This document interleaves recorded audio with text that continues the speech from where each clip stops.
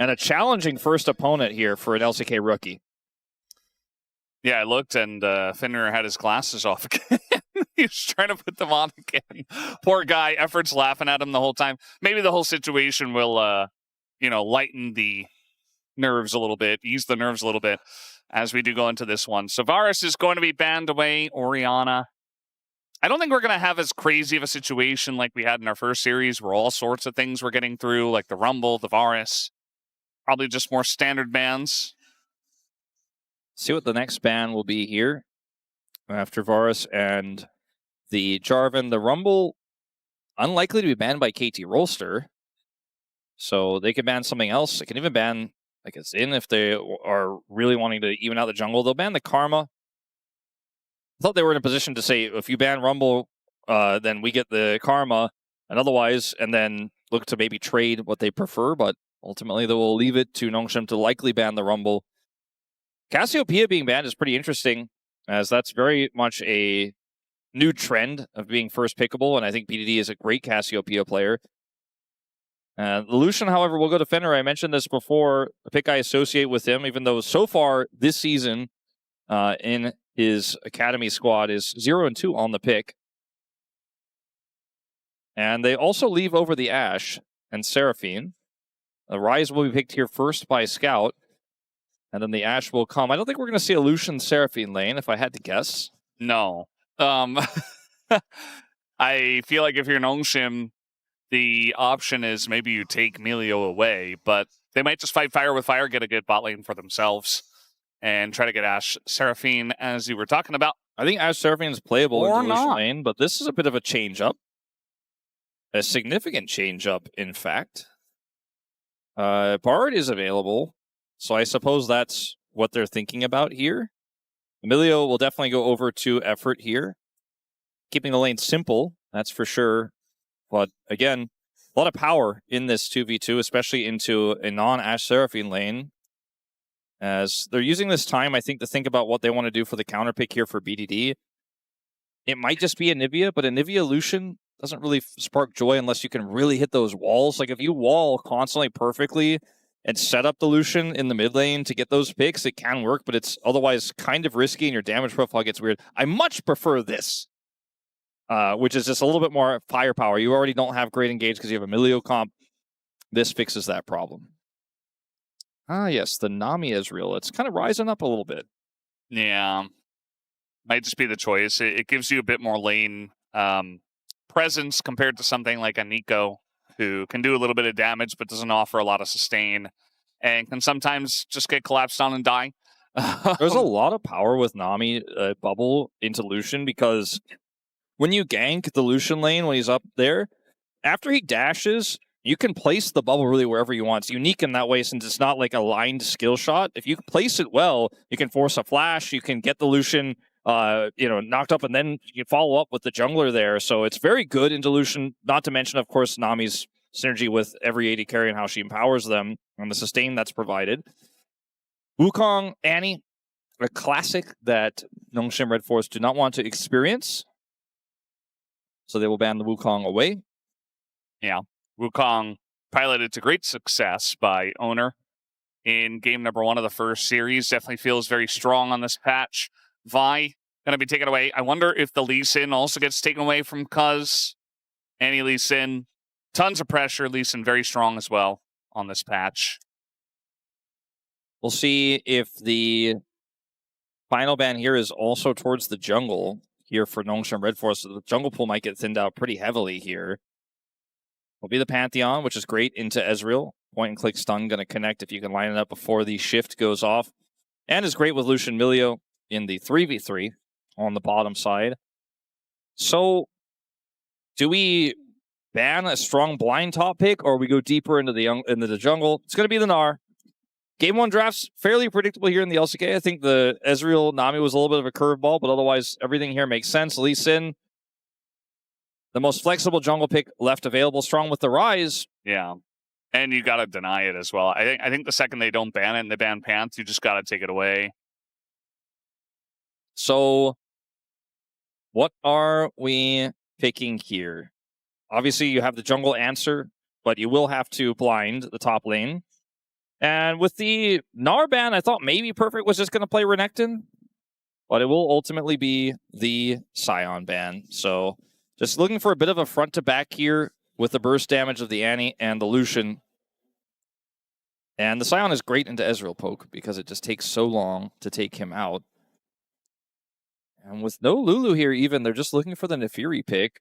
It's great into Ezreal because you can follow him and get on top of him. Also great into Lee Sin. Yeah, feels pretty strong. Didn't want to just pick like a Xinjiao straight up into the Lee Sin. So I think Naafiri is definitely one of those picks that's still relatively meta. That would work well in this situation. See what the answer here will be. The Gnar band away. He's going to play K'Sante. I was like, you can go two ways, right? You can match tank, or you can play something like a Renekton. Try to put the pressure on, try to get some early leads up there, and be an additional CC threat. Both of these comps ended up being a little bit weird because on one side, on KT, you have the burst damage of the Lucian with the Annie setup, so it feels really easy to play. Well, the Sion is kind of at odds with it a little bit because it's setting up a front to back that I think most of the time you're not really looking for KT, but it's also in its own isolation good into the Ezreal. Ryze Lee Sin, fairly strong. The K'Sante here isn't going to lose lane or anything like that, probably, unless an accident occurs to the Sion, so fairly safe pick. But front to back with the Ezreal can always be a little bit awkward when there's a tank in the front line. But they have the Ryze to shore up some of that extra damage. It's going to take a while. Like the Ezreal 2-item spike doesn't hit as hard into a Sion, but when the Ryze 3-item spike comes through with Actualizer, it gets a little bit more interesting. I don't think this is going to be a one-sided game unless something goes wrong on the 2v2. I think this could be a longer game. I think this could be a back-and-forth game where the gold lead stays relatively low here. Both of these comps are trying to do similar things. Yeah, very curious to see how this one is going to go. I'm also big fan of all the K'Sante coming back after some of those indirect buffs over and over. He's feeling better and better. So we see a lot of prio there. And also excited for FenRir. First game here at the LCK. We'll see how he does as we hop onto the Rift for game one.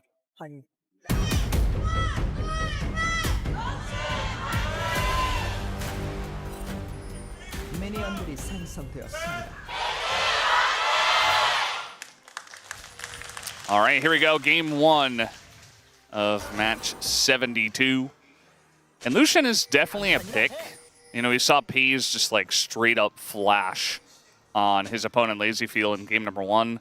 Playing Lucian, I feel like it's a pick. You kind of have to play with confidence. If you're sitting back and you're just, you know, poking at them, you like throwing a W and maybe you dash in once, I feel like you're not getting full value out of it. So definitely need to see him step up big time in this first game, which will be on the Lucian.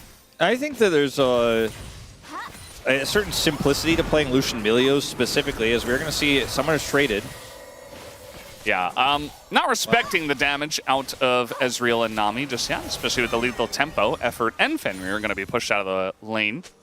I think when lethal tempo is the rune choice here and the exhaust is available, it's really tough to actually look for those trades. I think I almost got caught off guard by the exhaust. And once the lethal tempo starts stacking, you're just taking damage as you run, as we saw. And it might have even been worth it to flash to, you know, get away from some of that damage. We're only at level 1. FenRir's going to get a lot of this health back, but guarantees level 2. And a pretty awkward lane state here for Effort and FenRir, who went for this early Lucian pick in the first place. And this is also the type of play from Diable that you expect, right? Like, he goes exhaust because he wants to win hard. And Sponge is over here. They want to do something early in the jungle. Yeah, it's just another episode of Let's Bully the New Guy. Yes. This happens all the time at the LCK. And you're playing Lee Sin, so if you're not doing it, it's a mistake. Coming down here, let's see what Sponge can manage. Effort trying to block the Sonic Wave in the front. The barrier comes out. FenRir flashes in, trying to trade on the Lehends. He will not be able to. First blood already going to go over to Diable. Yeah, I think he was likely dead in every situation, but wanted to go for the kill there as the aggro was being juggled, but it's just not enough damage. So he goes down, which is the worst case scenario, because if Everett had died, you're like, okay, well, at least he can get some of this wave. He is getting none of it. And it's a 21-9 CS score here. As Effort, I guess you got him there. Got him. I mean, FenRir is back, so this is actually starting to become a little bit relevant. FenRir eats that Q, and then Sponge goes in. And there's so much damage is absorbed here by Lehends. He flashes, does not hit that last shot. Diable also flashes, which arguably not 100% necessary there, but does it just to be safe. 2 and 7 on the Ezreal. A crazy number considering how good he is at this pick. That's actually almost hard to believe. Yeah, he didn't join Nongshim that recently, but also BNK Fearix were struggling before he left, so It just feels like that's part of it. In all of his Ezreal games, you're like in awe by it. Not all of them, but most of them. And I guess thinking back on it, there were a lot of games we commentated where we were like, yeah, Diable played really well, but it wasn't enough. As I think people forget, as the narrative has changed with Taeyun beating him, that he was really good even in those losses. People do forget that, or act as if they have. He's been so good all year long. I do think that the strategy employed here with the winning Ezreal lane and the early Lee Sin dive was very good. And now FenRir is going to find out what it's like to play in the LCK 700 gold down at 4 minutes. Yeah. 800 gold down at 4 minutes. Wait for it. 850 gold down. I mean, we're just going to go down now. At 4 minutes. Because he's going to get these minions. Yes. But for a moment there, it was a very large lead. Also, plate goes over, so it's actually still close to 850. Yeah. Perfect. Any shenanigans? Yes. Tons of shenanigans up here. The life of a top laner. I'm glad I abandoned that life long ago. You know, we had a good run. We had a good run for like the first half of the year, first 5 months or so, right? A lot of cool counter picking. We got Yorick back in the meta. Saw some Aurelia. Vayne. Rascal. You know Aris what? top. Rascal was like, it's a tank meta, I don't care, I'm going to pick Lee Sin and get solo kills. Miss Khan, you know? Yeah. I don't want to play a tank, or I want to play a tank really well and let my bottom lane get ahead. I just feel like the second you buff Doran's Helm, it was already so good for this champ. It's like a little bit troll if you're not going to pick him more often. Yeah, no, it's really good. Cassante is just, in general, really strong, and every top laner has great mastery of him at this point, so I think it's always a safe pick.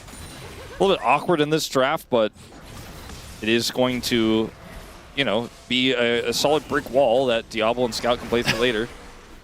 Okay. Denied. Oh, almost hurt him, sort of. Yeah, like the observers haven't just a little bit. I'm not sure why we're watching this all too much. To be honest, I would like to see. I want to see the bottom lane. Yeah, I want to see Cuzz gang. I want to see the new guy. You know, he's gonna get exhausted, but it's all a bait to set up for Cuzz, who just goes untargetable there for a moment, and then goes in on a Lehends, who did not have his flash and was an easy target, and they take him down. And the kill goes over to FenRir, so exactly what you want with that play here from Cuzz. As back to the top lane gameplay, Kingen nice sidestep. So Wolf, FenRir is like a wolf, right? It's like the name of a wolf. Yeah, I think so. What? Like, you should know this, right? Because you're Wolf. Well, I mean, just because my name is Wolf doesn't mean I know like about. You know about all the wolves, creatures. like yes. I mean, like yes, I am a little bit do. more well versed about like Cerberus, but FenRir. I mean, yeah, like it's what's the it's like lore? a fire canine type thing is my understanding. I thought that was Cerberus. Cerberus is a multi-headed. Oh, is that just like the dog from hell or something? It's like I always thought Cerberus was like the three-headed dog in Harry Potter, basically. Like that's what that's what that dog is based on, is Cerberus. So is it not? I always thought FenRir was specifically attached to fire, but that might be like a Final Fantasy thing. As we have a bit of a gank here. Yeah, Sponge on the Lee Sin lands the kick. FenRir is still going to flash on in and die. Now, effort getting over to BDD, but trying to run away from Ryze can be pretty difficult. Going to drop the bear. Will BDD. Here comes Cuzz as the bubble, and all of the CC chain does come in. Cuzz is looking for the resets. As Sponge is trying to deny it, as just cue the music. I mean, this is going pretty wild now, as Cuzz will pick up the kill.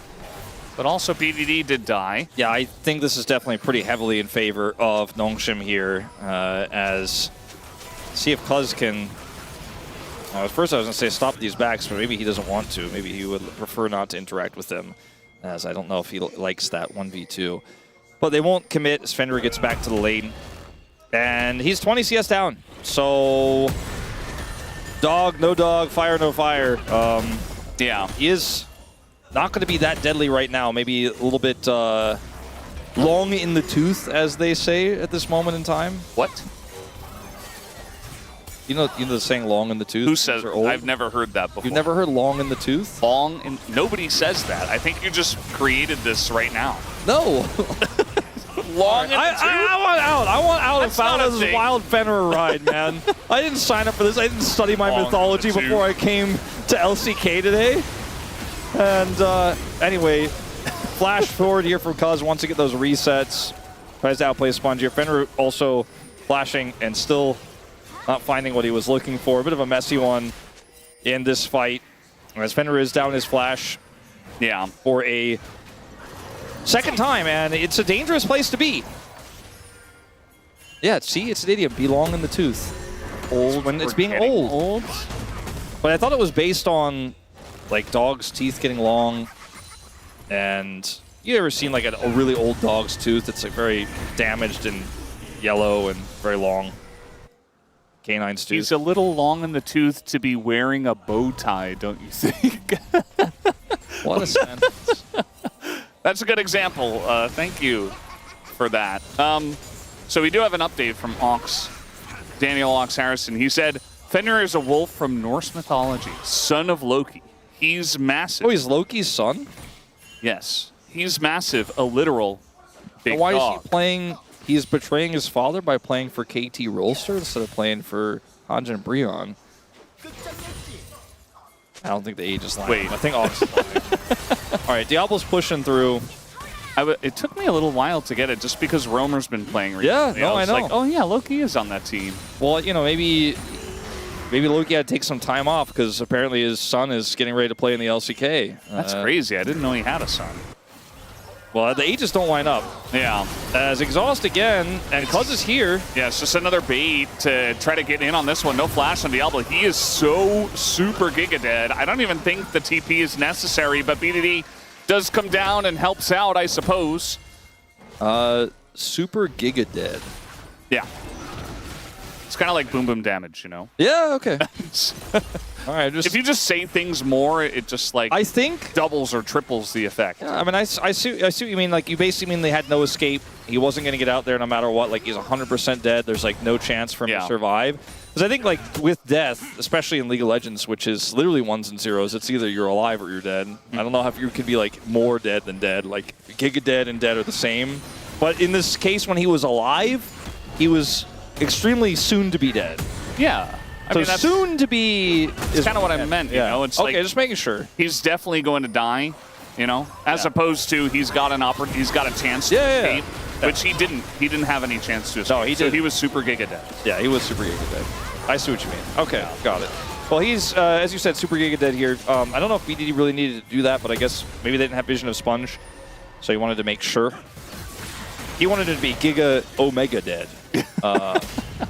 So he tried for it. We'll lose a little bit of farm as a result, but the gold lead here for Scout is from that kill earlier.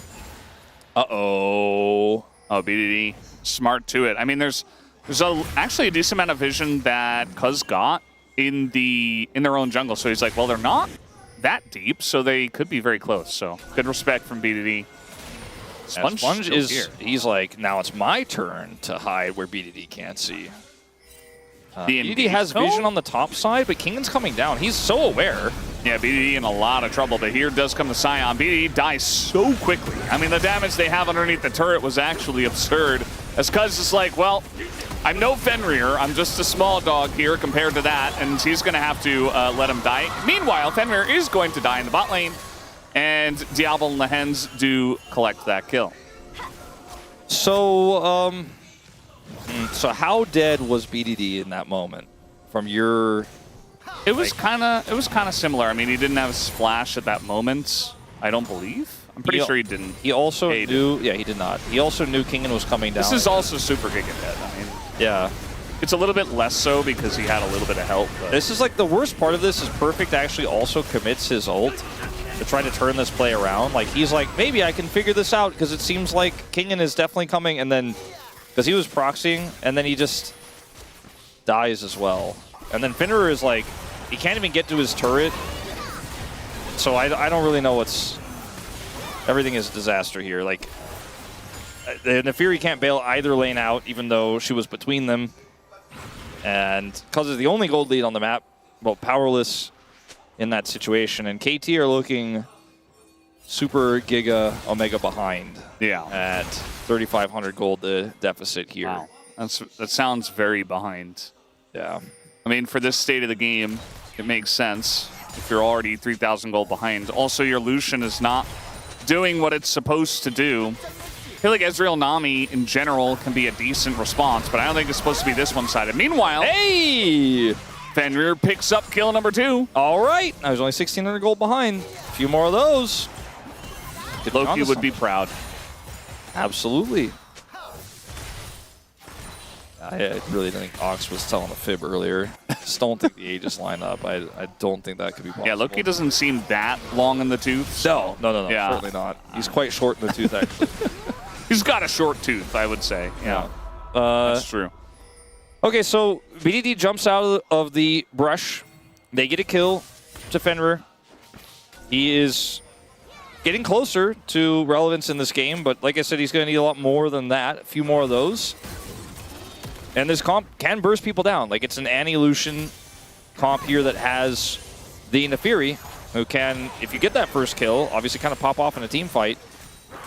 But they're so far behind that it's hard to find those moments where you actually can pop out of a bush. Instead, your jungle's getting taken away because you are pushed in under tower by an Ezreal. Cuzz is just not able to farm the jungle right now. Oh no. Oh no! Not again. Not like this! No! Oh, he's dead again. Effort as well. Just kind of burns down to the Lee Sin. And yeah, just like that, I mean, they were kind of the wardens of the mid lane turret. Now they're gone, so the turret is as well. Yeah. They were all that was left to defend as BDD's also so far behind here that he's like hiding behind his turret, hoping that they're not going to make a pass on the top lane. As Diable just comes in here and presses his buttons, hits everything. The barrier looks like it's not even real.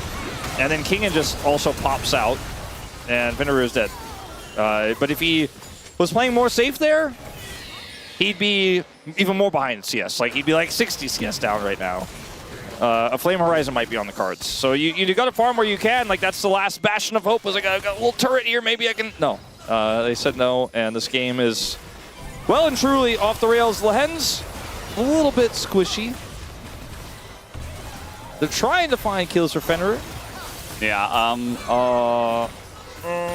I feel like he's trying to posture very aggressively, but the issue is that Diable already does so much damage that it's like, yeah, you do damage as well, but the second you're done with your combo, the Ezreal just chases you down. The stun, very nice here from BDD. Diable gets quite low, but he is able to get out at least with his flash.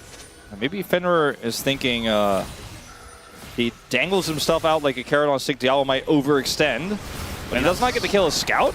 Yeah, it's kind of been the way it's gone for FenRir mostly in this game, where they found success. And yeah, Scout's like, no, I'm the raid boss. You guys don't have enough damage. You don't have Tibbers. He's super giga omega alive. Yeah, he really is. I mean, that's well said, Wolf. As we're gonna. Oh no! A tragedy. Yeah, but it doesn't. But it was a tragedy. Yeah, it doesn't count. Yeah. Sponge didn't fully drive it in. Yeah. Do you ever like play F-Zero? You retire like at the last 50 meters of the race. Yeah. First place. In F-Zero 64, if you crash your machine before it explodes, you can actually get a speed boost and get across the line there. Maybe that's what Sponge was going for. Yeah. He crashed the car right in front of the turret. I mean, I don't see how you could interpret it any other way, Wolf. Yeah. I guess that's what it means. This game is a little bit wonky, guys. We are talking about FenRir in a fictional sense in terms of mythology, but also in a fictional sense as if he's Loki, the player who's about the same age as him, son. Because he is 2-4 in this game and 2,500 gold behind in his debut game because they had a bit of a issue in the laning phase where they fell behind and Sponge ganked repeatedly. And so it is very difficult for KT to have a competitive game. And if you're just tuning in, Aiming had an emergency health situation, so they had to emergency sub him in. He wasn't ready for this. No one was ready for this, but Diable, I guess, because he's having a great time. And KT are trying to hold this dragon here, third of the game. Perfect. Definitely still a... Okay, this is going to go the way of Cuzz. That's actually an objective bounty. Kingen is really trying to go in. He's quite tanky, and he's just trying to keep them around, essentially. The culling doesn't do a whole lot as the bubble finally comes in. Perfect has to flash with the McHale's. And the stun not even really going to do much, and they can't even chew through the Cassante. They can't even get through the first part of dealing with this team fight. And, okay, here we go, Sponge. He's got the lineup to roll against the wall, and Sponge locks him down. And Cuzz is like, well, maybe I get it. No, you don't. And he doesn't get a kill. FenRir! FenRir, no! No! Quadra kill for Diable, by the way. Just going to finish this one off and kind of put KT out of their misery. I love how we are like, the game, it's like quadra kill, and then it's like, what? +5 slow resistance. Because it was stolen, by the way, and all of this craziness by Cuzz, and they got the bounty, and then the ensuing fight was, run away! Oh my god! That Cassante is coming towards us. Sponge on the flank here, and the culling is soaked by, what was it, Super Omega Giga Alive Ryze? Scout care. He run orbs behind them. And this makes it very difficult to retreat as the Cassante is still running towards them, right? And then Sponge is able to hit BDD, and then watch this kick angle. Oh my god! At least FenRir is able to get out, but that's only temporary. At least it wasn't the dead body that he kicked. We didn't get to see that. I've been waiting to see that. Yeah. I like how like people are dying alive and like, no. Yeah, go back to the replay, actually. I kind of want to see that kick again. Yeah, that was pretty sick. Honestly, we don't need to watch the rest. Nobody died, surprisingly, in this live exchange. It looked like people were going to. Yeah, Nungstrom were pretty deep in the jungle, and KT were like, you can't do that. And Nungstrom were like, oh, okay, well, we're not going to overstay our welcome, at least. BDD. All right, Might be able to flash a lot in. of damage, actually, as he went a little bit too far forward. The Sonic Wave not going to land. There he is. There you go. BDD throws everything at Diable, but he does survive. A little bit facetious. Okay, hold on. I think the exhaust was on BDD, right? Got the stun there onto Sponge. And now they're just chasing them down again. Very difficult to get away from this composition, but Perfect's still going to live somehow. So maybe they run at the Baron instead. Yeah, I think that's likely the situation that we're going to have on our hands, especially with Realm Warp available. They just go straight to it, and Cuzz, he has Smite coming online. These health bars are fairly low. This is a little bit risky, but I think they have enough frontline. Oh. Well, you can only dodge so much, you know? I don't blame Cuzz. Nice try. But, yeah, that angle of approach. I'm ready for game 2, Valdes. Yeah. There's only so many gurgling noises I can make in this cast here. Still thinking about Carrie dying on the Tom Kench. Okay. It's done. We'll see what else FenRir's got up his sleeve. As like I mentioned, this is not his best pick this season. That would be the Ezreal, which is now fearlessly banned, so that's not great. But Yunara, maybe on the cards, Yunara Lulu lane. No Lucian anymore because he played it in game 1. Maybe he could stabilize there. As he had some okay moments, right, mechanically, but it was just the snowball that was rolling. And Lehends is a veteran, obviously, of 2v2 lanes, and Diable feels like he practically is because he's just so good right now. He was forged in challengers. Yeah. He's ready to just take this game by the horns and finish it off. Except I don't think there are any horns on the KT roster. They're kind of shaved off already. No Alistair either. Oh, so it is what it is. You know, can't always get the horns. Sponge is just mid. It's like, this is where I'm going to push. As they're trying to get everything into Scout, he just goes golden. Diablo pretty low, though, but a lot of CC over the wall. Cuzz barely going to survive that. But a nice little angle from KT at least. Scout just not even really under any threat, despite the attempted pick on him. He's just so tanky, as we've talked about all game long, but at this point, it feels like it's not even a meme. He's just extremely alive, as Scout is going to now help finish off Perfect. All right, actually going to punish them here. Lehends goes down. The kick doesn't really do anything. BDD going to survive. And now in goes Kingen, as he is quite tanky, but can't take everything up. Sponge now going to get the execute on the Sion as everybody follows up with that. And one Mystic shot is going to take down FenRir as Diable puts him in his place. Cuzz also gets followed up there very nicely. As the cleanup from Lucian, Ezreal, and Ryze is always going to be fantastic, especially from this far ahead. Knowing him dominate a game number 1, and it wasn't very close, Wolf. No, it certainly was not. Again, for Lehends, hard to quantify what it means when he's back, when won a shaky game against BNK yesterday, pulled that one off, beat DNS the series before it, and now is beating a substitute here for KT, but you know what? The consistency is definitely feeling like it's there a little bit more with this bottom 2v2 right now.